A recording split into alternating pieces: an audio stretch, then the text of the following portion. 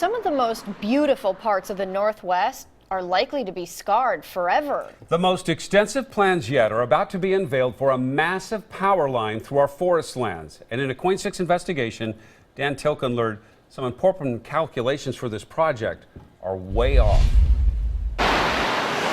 Well, this is a bridge that my parents put in.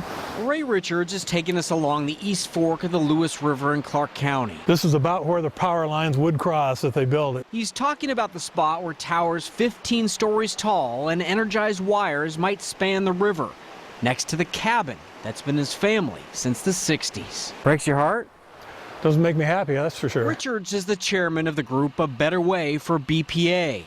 For 7 years, they've been fighting the Bonneville Power Administration's plans to plow through their properties.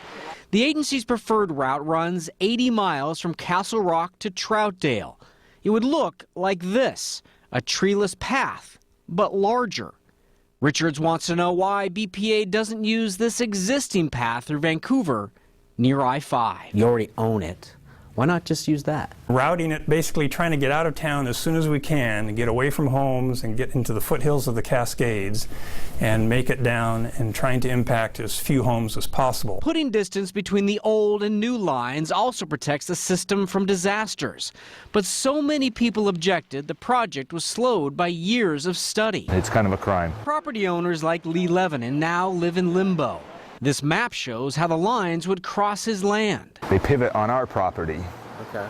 And they pretty much eat as much real estate as you could. It's a very complex site and one where we just haven't found a better way through there. BPA predicted the new line would be needed by next year because the existing transmission system's capacity would likely be reached. But this year, the BPA's documents show forecasted load growth is lower. So now the prediction? This line will be needed by spring 2021. The question is, if you're this far off on your calculations, who's to say that 2021 is close at all? Well, 2021 is the date we've identified right now with all the most recent information we have. In 2012, BPA said the project would cost $459 million. Now the project will cost more than $700 million, an increase of more than 50%. Well, that's if the line is built. One of the options is to do nothing. Our studies show that eventually we are not going to be able to handle that, and the system will go down. That's the anticipated effect of a no-action alternative, is that if you don't do anything, you live with the increased risk where eventually you have brownouts or blackouts. Ray Richards and hundreds of other property owners are hoping the no-build option makes the most sense. It's got to go somewhere. Maybe it doesn't have to go anywhere. The need has not been established to my satisfaction.